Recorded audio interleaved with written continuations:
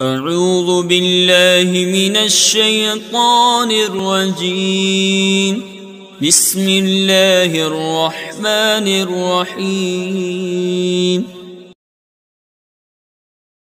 عزیز طلبہ، السلام علیکم ورحمۃ اللہ وبرکاتہ۔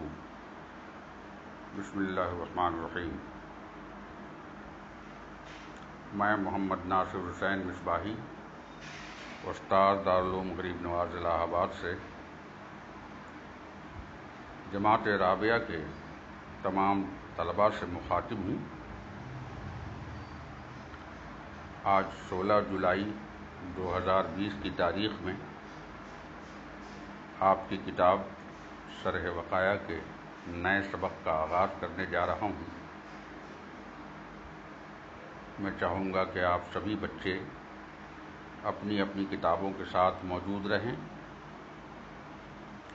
عبارت خوانی کریں،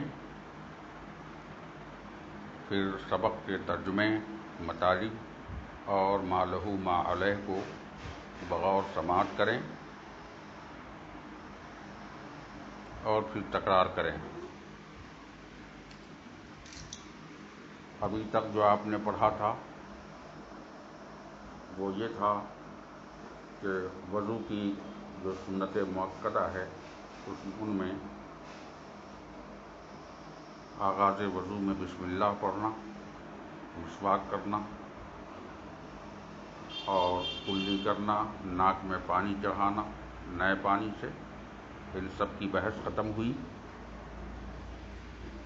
اور یہ بھی پڑھا کہ سنت میں یہ بھی ہے کہ انسان اپنی داڑھی کا خلال کرے، اور پھر اس کے بعد یہ بھی بتایا آپ کو کہ اپنی انگلیوں کا خلال کرے۔ اس کے بعد نئے سبق کا آغاز ہوتا ہے، وَتَسْلِيسُ الْغَسْلِ وَمَسْحُ كُلِّ الرَّأْسِ مَرَّةً خلافاً للشافعی فإن عنده تسلیس المسح سنة، وقد أورد الترمذی في جامعه أن عليا توضأ فغسل أعضاءه ثلاثا ومسح رأسه مرة، وقال هكذا وضوء رسول الله صلى الله عليه وسلم، وفي صحيح البخاري مثل هذا،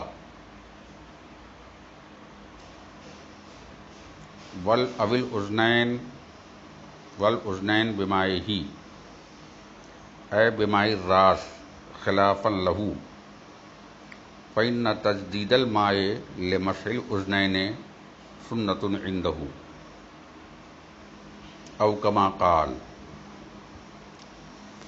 فرماتے ہیں کہ داڑھی کا خلال کرنا، انگلیوں کا خلال کرنا یہ سنتیں ہیں۔ اس کے علاوہ سارے اعضائے وضو کو تسلیس الغسل کہتے ہیں، ان کو 3 بار دھلنا یہ بھی سنت ہے۔ ایک بار فرض ہے اور 2 بار کرنے والے کو اللہ تعالیٰ 2 اجر عطا فرماتا ہے، اور 3 بار اعضائے وضو کو دھلنے والے کو سنت کا ثواب ملتا ہے۔ تو سارے اعضائے وضو کو 3 بار دھلنا یہ سنت ہے۔ اب اس کا سنت مؤکدہ ہونا کیسے ثابت ہے؟ تو کہتے ہیں کہ اس سلسلے میں دلیل یہ ہے، جو روایت ہے حضرت ابو داؤد رضی اللہ تعالیٰ عنہ کی، انہوں نے فرمایا کہ انہ صلی اللہ علیہ وسلم توضأ ثلاثا، ان کی یہ بیان کی ہوئی حدیث ہے کہ اللہ کے رسول نے جب وضو فرمایا تو سارے اعضائے وضو کو 3 بار دھلا تھا، لہذا سنت 3 بار سارے اعضائے وضو کو دھلنا ہوا۔ اب راوی کہتے ہیں کہ یہ وضو جو تھا 3 بار اعضائے وضو کو دھلنا تھا، اب اس پر جو بھی اضافہ ہوگا یا اس میں کوئی کمی کرے گا، اگر 3 کے بجائے 4 کر دے، اگر یا 3 کے بجائے 2 کر دے، اور اعضائے وضو کو بجائے اس کے کہ 3 بار دھلے بجائے 3 کے 4 بار دھل لے، اور بجائے اس کے کہ 3 بار دھلے وہ 2 ہی بار دھلے، تو کہتے ہیں صاحب حدیث کے جو الفاظ آئے ہیں اس میں فقد اساء و ظلم،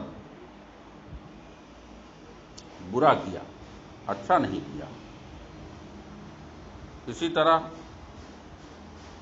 فرض کر لیجئے ایک شکل ایسی ہے کہ جہاں پر اگر کوئی آدمی وضو کر رہا ہے تو سارے اعضائے وضو کو صرف ایک بار دھل رہا ہے، سارے اعضائے وضو کو ایک ایک بار کر کے دھل رہا ہے۔ کاہے بھائی؟ کہا اس لیے کہ ٹھنڈ بہت زیادہ ہے اس لیے ایک بار دھل رہا ہے، یا پھر ٹھنڈ زیادہ نہیں ہے بلکہ معاملہ یہ ہے کہ پانی بہت تھوڑا ہے، اس وجہ سے اعضائے وضو کو 3 بار کے بجائے ایک ہی بار دھل رہا ہے۔ چلو بھائی ٹھنڈ بھی نہیں ہے، پانی بھی کم نہیں ہے، یا کوئی دوسری ایسی ضرورت ہے، تو کہتے ہیں ایسی کسی بھی اس طرح کی ضرورت کے تحت اگر کوئی آدمی ایک بار اعضائے وضو کو دھلتا ہے وضو کے اندر، کہتے ہیں یہ مکروہ نہیں ہوتا ہے۔ اگر ان ضرورتوں کے علاوہ کسی اور وجہ سے اگر کرتا ہے ایسا کہ ایک ہی بار اعضائے وضو کو دھلتا ہے، تب جا کر یہ وضو میں ایسا کرنا مکروہ ہو جاتا ہے۔ تو 3 باتیں ہو گئی، ایک تو اعضائے وضو کو 3 بار دھلنا سنت مؤکدہ ہے، دوسری یہ کہ اگر کوئی ٹھنڈک کی وجہ سے، پانی کم ہونے کی وجہ سے، یا کسی ضرر یا ضرورت کے تحت اگر کوئی وضو کو 3 بار کے بجائے ایک بار ہی ادا کرتا ہے دھلنے میں اعضائے وضو کو، تو وہ کیسا ہے؟ کہا مکروہ نہیں ہے۔ اور اگر ان کے علاوہ اور صورتوں میں بے وجہ ہی اگر ایک بار دھلتا ہے تو ایسا کرنا مکروہ کہا گیا ہے۔ بلکہ اگر کوئی آدمی عادت بنا لے کہ ہم ایک ہی بار دھلیں گے تب تو جناب والا وہ گنہگار ہوگا، ہے نا؟ اور اگر عادت نہ ہو تو گنہگار نہ ہوگا۔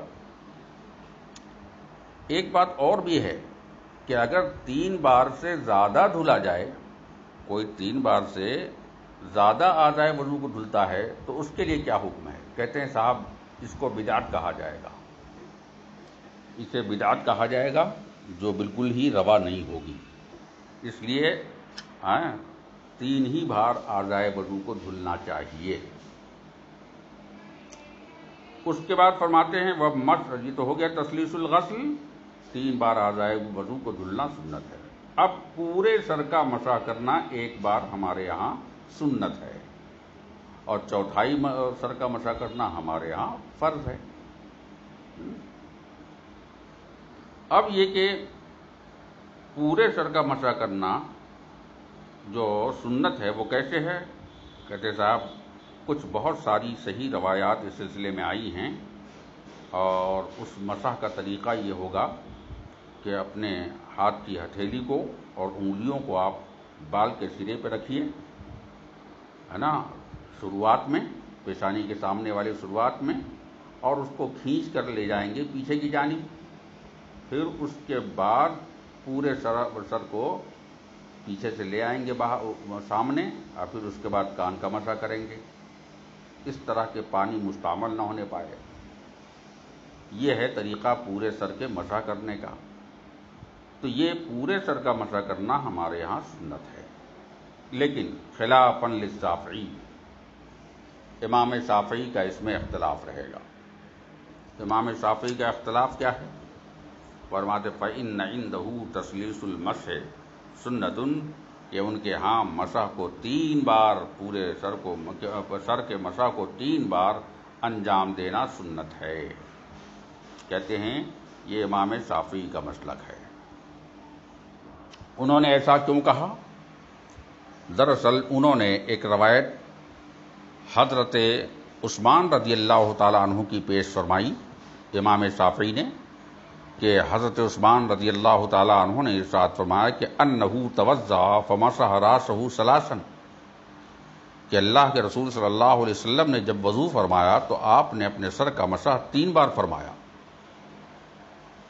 تو فرماتے ہیں اس طرح کی بہت ساری روایتیں ہیں جو اللہ کے رسول کے قول اور فعل دونوں سے ثابت ہے، لہذا امام شافعی فرماتے ہیں کہ 3 بار مسح راس کرنا یہ سنت ہے، نہ کہ 1 بار۔ کہتے ہیں لیکن اس کے اسناد اولاً کمزور ہیں،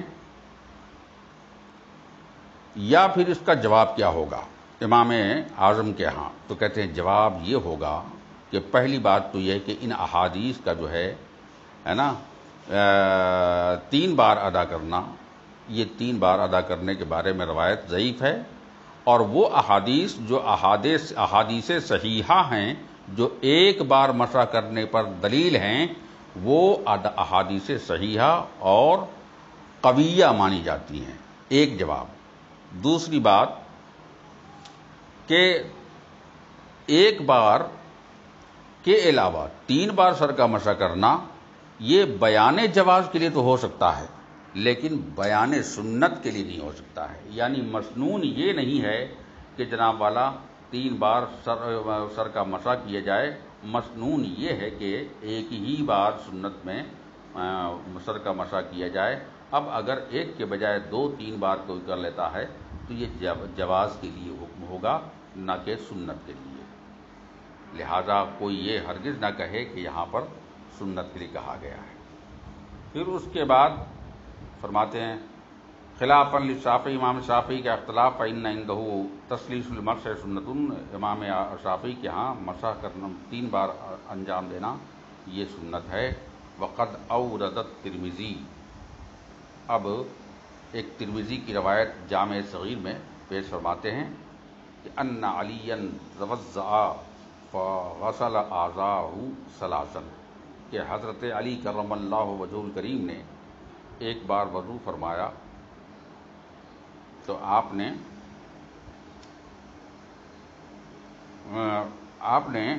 کیا کیا؟ اپنے اعضائے وضو کو 3 بار دھلا، ومسح راسہ مرۃ، اور اپنے سر کا مسح 1 بار کیا۔ تو گویا یہ دلیل ہے اس بات کی کہ اللہ کے رسول صلی اللہ علیہ وسلم نے ہے نا 1 ہی بار سر کا مسح کیا ہے، نہ کہ 3 بار کیا ہے، کیونکہ حضرت علی کرم اللہ وجہہ الکریم کی روایت ہے۔ ایک تو یہ ہو گیا، تو اسی لیے انہوں نے فرمایا کہ وارد کیا ہے صاحب ترمذی نے اپنے جامع میں کہ ان علیًا، کہ بے شک حضرت علی کرم اللہ وجہہ الکریم نے وضو فرمایا، فغسل اعضاءہ، تو آپ نے اعضائے وضو کو دھلا تھا، چہرہ، ہاتھ اور پیر وغیرہ کو، ثلاثاً 3 بار، اور جب مسح راس کی باری آئی تھی تو مرتن صرف 1 بار کیا تھا۔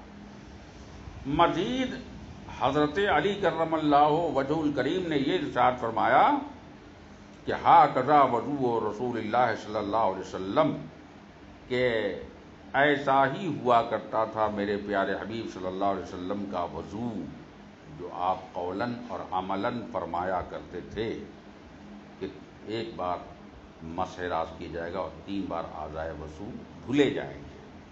پھر مزید یہ بھی کہ وفی صحیح البخاری مثل ھذا، اور بخاری شریف میں بھی اسی طرح کی روایت ہے،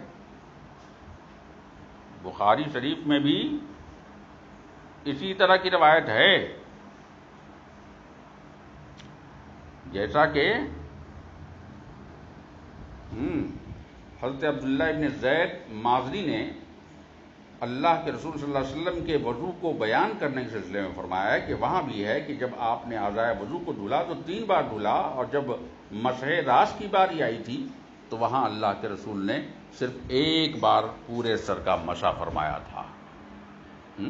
لہذا ان تمام روایتوں سے ثابت ہوتا ہے کہ اعضائے وضو کو 3 بار، مگر مسح راس کو 1 بار انجام دیا جائے گا۔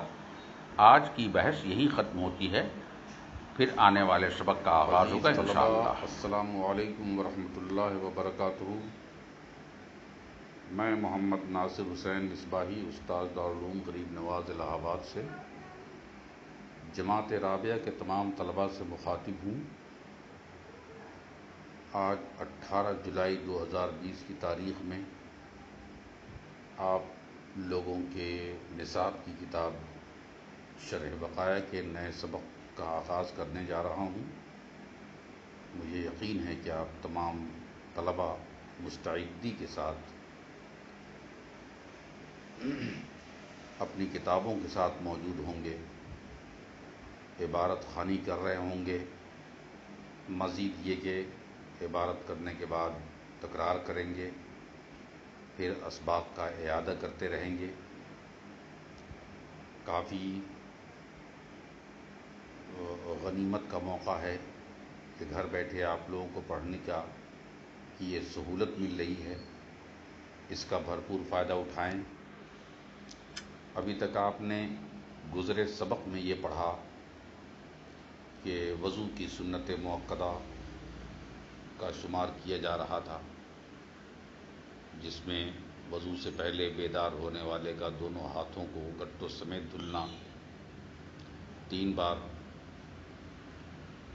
اور اس کے علاوہ بسم اللہ الرحمن الرحیم کہنا، مسواک کرنا، کلی کرنا، ناک میں پانی چڑھانا، تخلیل لحیہ کرنا، انگلیوں کی مسح کرنا، اور سارے اعضاء وضو کو 3 بار دھلنا، اور پورے سر کا 1 بار مسح کرنا، یہ سب شمار کیا تھا۔ پھر اس کی کیفیت وغیرہ بتائی، اختلافات بتائے، یہ سب آپ لوگوں کو کل تک بتایا جا چکا ہے، اور اس میں تسلیث مسح میں اور کیفیت غسل ید میں، ہاتھ کو دھلنے کی جو کیفیت ہے اس کے بارے میں جتنے بھی پہلو نکل رہے تھے سارے پہلو کو بیان کیا جا چکا ہے۔ اس لیے آج مصنف علیہ الرحمہ سبق کو آگے بڑھاتے ہوئے مزید فرما رہے ہیں، وَالْأُذْنَيْنِ بِمَائِهِ اے بِمَاءِ الرَّاسِ خِلَافًا لَهُ فَإِنَّ تَجْدِيدَ الْمَاءِ لِمَسْحِ الْأُذْنَيْنِ سُنَّةٌ عِنْدَهُ وَالنِّيَّةُ وَتَرْتِيبٌ نُصَّ عَلَيْهِ أَيْ التَّرْتِيبُ الْمَذْكُورُ فِي نَصِّ الْقُرْآنِ وَكِلَاهُمَا فَرْضَانِ عِنْدَهُ أَمَّا النِّيَّةُ فَلِقَوْلِهِ عَلَيْهِ السَّلَامُ إِنَّمَا الْأَعْمَالُ بِالنِّيَّاتِ أَوْ كَمَا قَالَ۔ فرماتے ہیں کہ اور سنت میں یہ بھی شامل ہے کہ وضو کرنے والا اپنے دونوں کان کا مسح کیا کرے اسی پانی سے، بے مائے ہی، اسی پانی سے۔ مطلب یہ ہوا کہ جو سر کا مسح کرے گا، اور سر کا مسح کرنے کے بعد جو پانی ہاتھ میں بچے گا اسی پانی سے اسے مسح کرنا ہے۔ تو سوال یہ پیدا ہوتا ہے کہ ایسا کیوں؟ جب سارے اعضاء کے لیے الگ الگ مسح وغیرہ اور غسل وغیرہ کے لیے پانی کی ضرورت پڑی تھی اور تراوٹ کی ضرورت پڑی تھی، تو کان کے لیے ایسا کیوں کہ بھائی مسح راس کے بعد جو تری ہاتھ میں رہ جائے اسی سے آپ مسح کر لیجیے، ایسا کیوں ہے؟ تو یاد رکھیے کہ پہلے تو جان لیجیے کہ کان کا مسح کرنے کا طریقہ کیا ہوگا۔ تو صاحب ہدایہ نے، صاحب مجتبیٰ نے، صاحب بنایہ نے اور بہت سارے کتب فقہیہ میں جو لکھا گیا ہے، بتایا گیا ہے، وہ یہ ہے کہ کان کا مسح کرنے کا طریقہ یہ ہے کہ اپنی دونوں سبابین سے، یعنی سبابہ اور جس کو پہلی انگلی کہتے ہیں، 4 انگلی میں سے پہلی انگلی ہوتی ہے جس سے ہمیشہ اشارے کرتے ہیں، اس کو سبابہ کہتے ہیں، اس انگلی سے کان کے اندرونی حصے میں مسح کیا جائے۔ یہ تو باطنی حصہ ہو گیا کان کا، لیکن جب ظاہری حصے کو مسح کریں گے تو کیسے کریں گے؟ تو کہتے ہیں ابہام سے۔ ابہام کا مطلب ہوتا ہے دونوں ابہام سے، یعنی انگوٹھے سے۔ ابہام کو ابہام اس لیے کہتے ہیں کیونکہ ساری انگلیوں میں سب سے چھوٹا یہی دکھتا ہے، چھپا رہتا ہے، مبہم رہتا ہے۔ السبابہ یوں تو گالی دینے والوں کو دینے کے معنی میں ہے، تو عام طور سے آدمی برا بھلا کہتا ہے، تو اسی انگلی سے آدمی برا بھلا کہتا ہے۔ اب یہ بات ہے کہ آپ اندرونی حصے کو سبابین سے مسح کریں گے، اور باہری اور ظاہری حصے کو آپ جو ہے ابہامین سے آپ مسح کریں گے، اور کان کا جو بالکل ہی سوراخ ہے، دونوں سوراخ کو خنصر کے ذریعے اندر داخل کریں گے، لیکن یہ قول ضعیف ہے نا۔ اب یہ اعتراض رہ گیا کہ سر کے پانی سے جو سر کا مسح کریں گے، اسی سر کے مسح کے بعد جو پانی بچے گا اسی سے آپ جو ہے کان کا مسح کریں گے، ایسا کیوں ہے؟ تو کہتا ہے اس لیے دلیل اس کی یہ ہے کہ حدیثوں میں آتا ہے الاذنان من الراس، یہ دونوں کان جو ہوتے ہیں نا وہ دراصل سر کا ہی حصہ ہے، سر کا حصہ ہیں یہ، اس لیے اس کے لیے الگ سے پانی لینے کی ضرورت اور تراوٹ لینے کی ضرورت نہیں ہے، بلکہ سر کے بچے ہوئے تراوٹ سے ہی وہاں پر مسح کیا جا سکتا ہے۔ اور اس کے علاوہ یہ کہ ایک حدیث نبی اکرم صلی اللہ علیہ وسلم کی روایت سے مروی ہے، جو سنن ابو داؤد کے اندر بھی مذکور ہے، وہ فرماتے ہیں کہ اللہ کے رسول صلی اللہ علیہ وسلم نے مسح راس کے ساتھ بغیر کسی الگ سے پانی لیے ہوئے جب کبھی مسح راس کیا تو الگ سے بغیر نیا پانی لیے ہوئے آپ نے اپنے کان کا مسح کیا تھا۔ تو یہ اس طرح کی بہت ساری روایت ہیں۔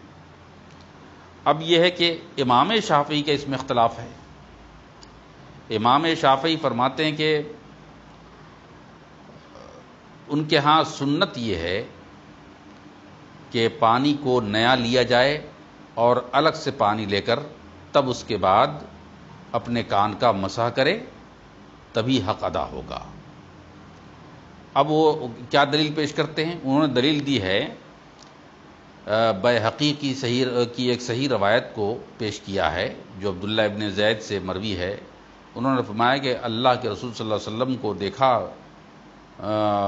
عبداللہ ابن زید نے کہ وہ وضو فرما رہے ہیں، تو وضو فرماتے وقت جو ہے اپنے کانوں کے مسح کے لیے الگ سے پانی لیا تھا، اس پانی کے علاوہ جو انہوں نے سر کے مسح کے لیے لیا تھا یا دوسرے اور کام کے لیے لیا تھا، اس کے علاوہ کان کے مسح کے لیے آپ نے نیا پانی لیا تھا۔ اس لیے ہونا یہ چاہیے کہ مسح اذنین کے لیے الگ سے پانی لیا جائے، نہ کہ وہی پانی لیا جائے۔ اب اس کا جواب کیا ہوگا احناف کے ہاں؟ تو اس کے دو جواب دیے گئے ہیں۔ پہلا تو یہ ہے کہ یہ بات صرف جواز پر محمول ہے۔ اگر حدیث میں ایسا ہے تو یہ حدیث میں اللہ کے رسول نے ایسا کر کے جواز کا اشارہ دیا ہے کہ یہ بھی جائز ہے کہ آپ الگ سے پانی لے کر کان کا مسح کر سکتے ہیں۔ یا پھر ہو سکتا ہے کہ دوسرا جواب یہ ہے کہ یہ اس صورت میں اللہ کے رسول نے ایک صورت بتائی ہو کہ آپ الگ سے پانی کان کے لیے لیں گے تب مسح کریں گے۔ کہتے ہیں اس وقت ایسا کرنا ہوگا جب ہاتھ میں سر کے مسح کے بعد تراوٹ اور تری باقی نہ رہ جائے، تب جا کر آپ الگ سے پانی لے سکتے ہیں۔ تو کئی جواب ہیں اس کے۔ غرض یہ ہے کہ الگ سے پانی لینے کی ضرورت نہیں ہے، بلکہ مسح راس کے بعد جو تری باقی رہ جائے اسی سے کان کے مسح کو انجام دیا جا سکتا ہے۔ اسی لیے فرماتے ہیں والاذنین من الراس، اور الاذنین بمائے ہی، اذنین کی مسح یا کان کا مسح، دونوں کان کا مسح اسی پانی سے کریں گے، یعنی اے بماء الراس، سر کے پانی سے کریں گے، یعنی سر کے مسح کے بعد جو پانی بچے گا اسی تراوٹ میں آپ سر کا مسح کریں گے، خلافاً لہو۔ آ گئی بات، ان کا اختلاف ہے، یعنی امام شافعی کا اختلاف ہے۔ کیا اختلاف ہے؟ فَإِنَّ تَجْدِيدَ الْمَاءِ لِمَسْحِ الْأُذْنَيْنِ، کیونکہ پانی کا نیا لینا دونوں کان کے لیے سنتٌ عندہ، ان کے ہاں سنت ہے نا. تو اشارہ اس بات کا ہے کہ وہاں پر حضرت عبداللہ ابن زید کی روایت ہے، جب انہوں نے دیکھا کہ اللہ کے رسول نے وضو فرمایا ہے تو باضابطہ الگ سے پانی دیا ہے، لہٰذا سنت ہونا چاہیے. تو کان کا مسح کرنا بھی سنت. اب ایک اور بھی سنت ہے جس کو کہتے ہیں نیت. وضو کرنے سے پہلے وضو کی نیت کرنا بھی سنت مؤکدہ ہے. وترتیب، آگے فرماتے ہیں وَالنِّیَّتُ وَتَرْتِیبٌ، نیت بھی سنت ہے، ترتیب بھی سنت ہے. ترتیب سے مراد کون سی ترتیب اور نیت سے مراد؟ کہتے ہیں یہ نیت کرنا ارادہ قلب بھی ہے اور ارادہ لسان بھی ہے، اظہار باللسان بھی ہے، جس طرح بھی ہو کر لے. ترتیب سے مراد کون ترتیب ہے؟ کہا یہ وہی ترتیب ہے نا جس کا ذکر قرآن کے اندر مذکور ہے. نص علیہ، جس کا ذکر کیا گیا ہے، ای ترتیب یعنی اس ترتیب کا المذکور فی نص القرآن، جو نص قرآنی کے اندر مذکور ہے. تو اب یہ ترتیب کے بارے میں بتا رہے ہیں. پہلے تو ترتیب کے بارے میں بتاتے ہیں کہ ترتیب اور نیت دونوں کا ذکر قرآن میں نہیں ہے، بلکہ ترتیب کا ذکر قرآن میں ہے. ہاں، نیت کا ذکر جو ملتا ہے وہ اس طرح ملتا ہے اذا قمتم الی الصلاۃ، جب نماز کی طرف کھڑے ہو، یعنی اذا اردتم الی الصلاۃ، جب تم ارادہ کرو نماز کا، تو یہ ہے نیت. تو ارادہ صلاۃ ہی دراصل نیت ہے. غرض یہ کہ نیت اور ترتیب دونوں کے دونوں ہمارے ہاں سنت ہیں، سنت مؤکدہ ہیں. نص علی ہے، جس پر نص وارد ہے اور نص مذکور ہے اور جس کا ذکر قرآن کے اندر آیا ہے. لیکن مصیبت یہ ہے کہ امام شافعی کا اس میں اختلاف ہے. امام شافعی کا کیا اختلاف ہے؟ کہتے ہیں صاحب نیت ہو یا ترتیب ہو، دونوں کے دونوں ہمارے ہاں فرض ہیں، ہے نا. تو ترتیب سے مراد یعنی جتنے بھی اعضائے وضو ہیں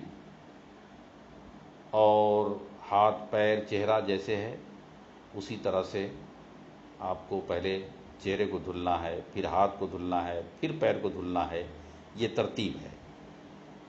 یہاں تک کہ اگر امام شافعی کے ہاں کسی نے کیا کیا کہ بجائے اس کے کہ چہرہ دھلے ہاتھ کو دھل لیا تو یہ وضو نہیں ہو پائے گا، ہے نا. یہ ہے. تو ترتیب جو ہے یہ ان کے ہاں فرض ہے. اب فرض ہونے کی دلیلیں آئیں گی اور پھر سنت ہونے کی دلیلیں آئیں گی، چاہے وہ نیت ہو یا ترتیب ہو. لیکن ترتیب وار دونوں چیز کے بارے میں بحث چلے گی. نیت الگ اس میں اختلاف ہے، ترتیب میں الگ اختلاف ہے شافعی کا، امام اعظم کا. یہ سب انشاءاللہ اگلے سبق سے ہم شروع کریں گے.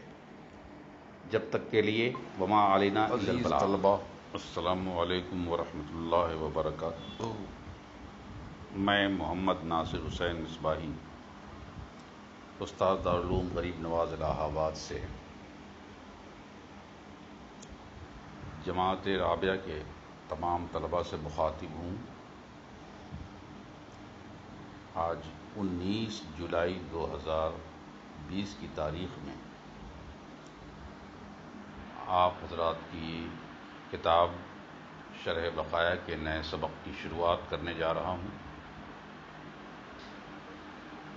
اور مجھے یقین ہے کہ آپ سبھی حضرات ترجمہ، مطالب اور سبق کے ما لہو ما علیہ کے بارے میں آپ بغور سماعت کریں گے، پھر تکرار بھی کریں گے اور سبق کا اعادہ بھی کرتے رہیں گے.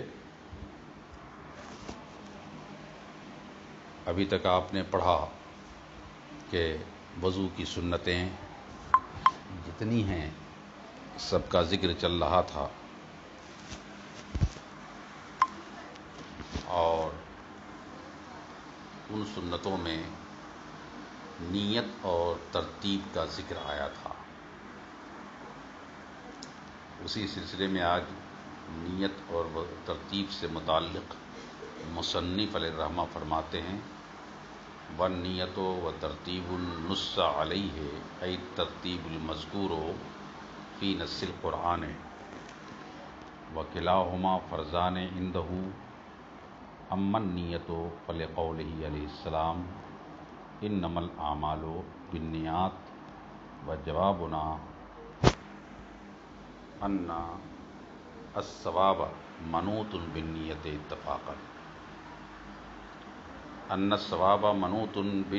اتِّفَاقًا فلا بد أن يقدر الثواب أو يقدر شيء يشمل الثواب نحو حكم الأعمال بالنيات، فإن قدر الثواب فظاهر، وإن قدر الحكم فهو نوعان: دنيوي كالصحة وأخروي كالثواب، أو كما قال۔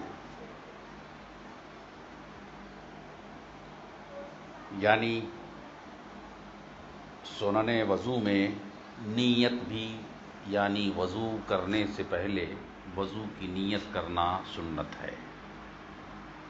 وترتیب، اور ترتیب وار اعضائے وضو کو دھلنا بھی یہ ہمارے یہاں سنت ہے۔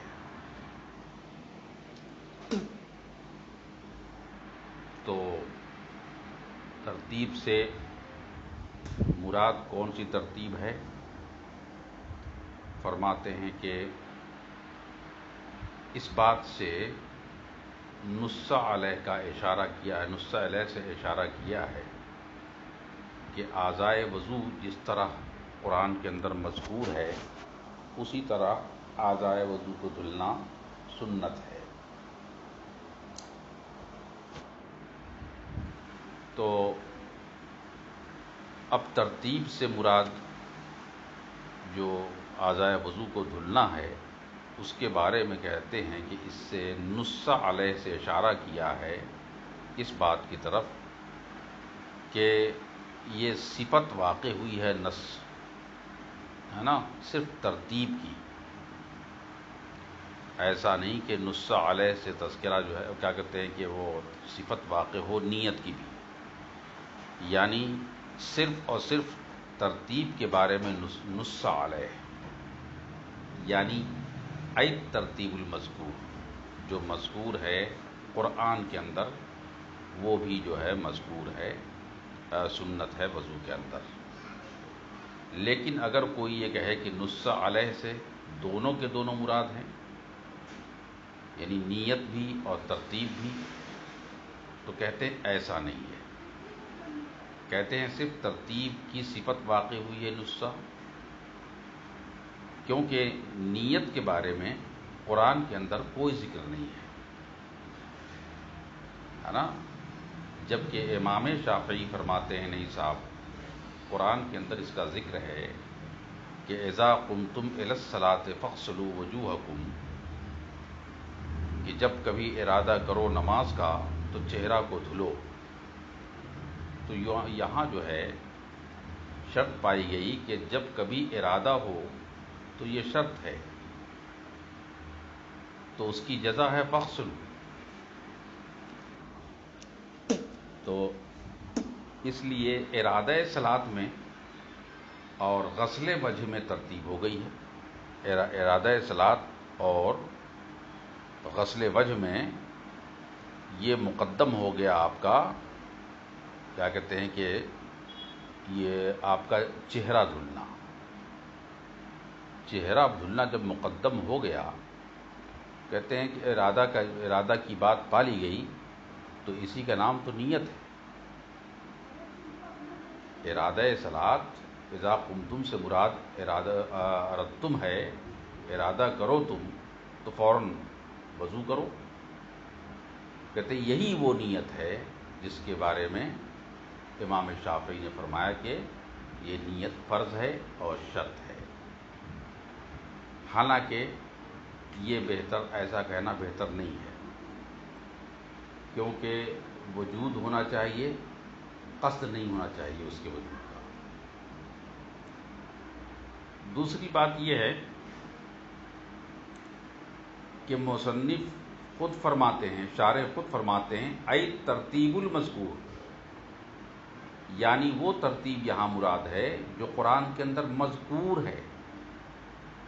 تو نص سے مراد یہاں پر منصوص نہیں ہے اور مصرح نہیں ہے، بلکہ مراد یہاں پر یہ ہے صرف مذکور ہے قرآن کے اندر، ترتیب صرف مذکور ہے قرآن کے اندر اور ارکان وضو کے بیان کی خاطر ہے، نہ کہ ترتیب کو بتانے کی خاطر ہے، لہذا اس سے فرض ثابت نہیں ہوتا ہے۔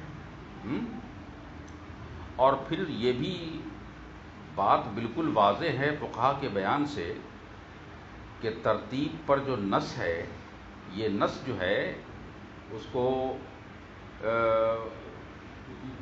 مرتب کرنے کا حکم دینے کے معنی میں نہیں ہے، بلکہ واضح بیان یہ فقہا نے دیا ہے کہ یہ محض ترتیب کے بیان کے لیے نہیں، بلکہ صرف اور صرف ارکان وضو کے بیان کے لیے،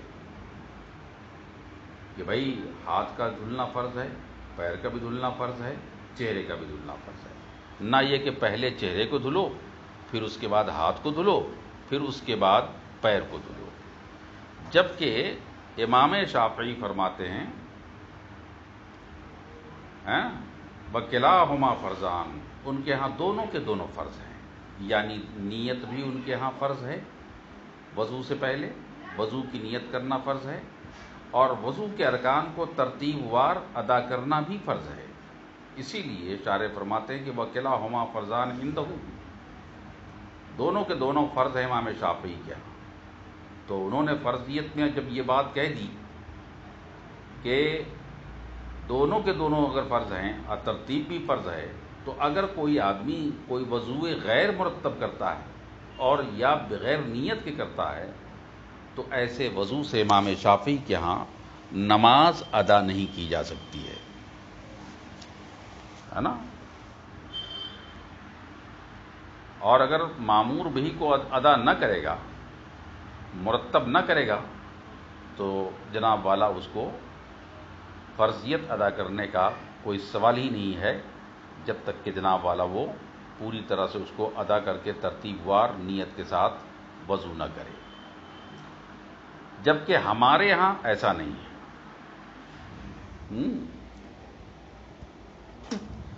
ہمارے یہاں تو یہ ہے کہ اگر کوئی بجائے چہرے کے پیر کو پہلے دھل لے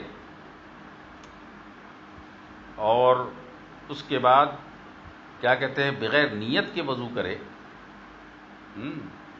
تو جناب والا نیت کا ثواب تو نہ ملے گا، لیکن عمل وضو اپنے حال پر برقرار رہے گا اور اس کا وضو ادا ہو جائے گا۔ تو حاصل گفتگو یہ ہے کہ نیت شرط ہے وضو کے اندر، وہ قربت و عبادت ہے بالاتفاق، لیکن اختلاف اس بارے میں ہے کہ جو وضو غیر منوی ہے، کیا یہ کیا کہتے ہیں مفتاح صلاۃ بنے گا یا نہیں، یعنی جس میں آپ نے جس وضو میں نیت نہ کیا تو وہ وضو مفتاح صلاۃ ہو گیا نہیں۔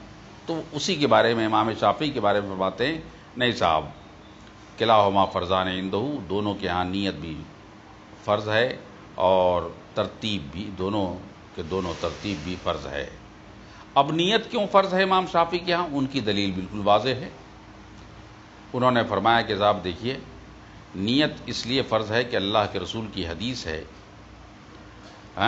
انما الاعمال بالنیات، بے شک سارے اعمال کا دار و مدار نیت پر ہے، جو شافعی کی کتاب میں لکھا ہے۔ اس کے بعد امام شافعی جس حدیث کو، تو امام شافعی یہ فرماتے ہیں انما الاعمال میں جو اعمال ہے بے شک نیتوں کی بنیاد پر عمل کا دار و مدار ہے۔ تو عمل کی صحت کے لیے یا کمال کے لیے، امام شافعی فرماتے ہیں کسی بھی عمل کی صحت یا کمال کے لیے ضروری ہے کہ نیت کی جائے۔ اب یا تو کمال کو مانا جائے یا صحت کو مانا جائے۔ انما الاعمال بالنیات میں نیت پر عمل کے صحت کا دار و مدار ہے یا کمال کا دار و مدار ہے، یہ امام شافعی فرماتے ہیں۔ لیکن افضل اور بہتر یہ ہے کہ یہاں پر کمال نہ مراد لیے جائے بلکہ عمل کی صحت کا دار و مدار نیت ہونا چاہیے۔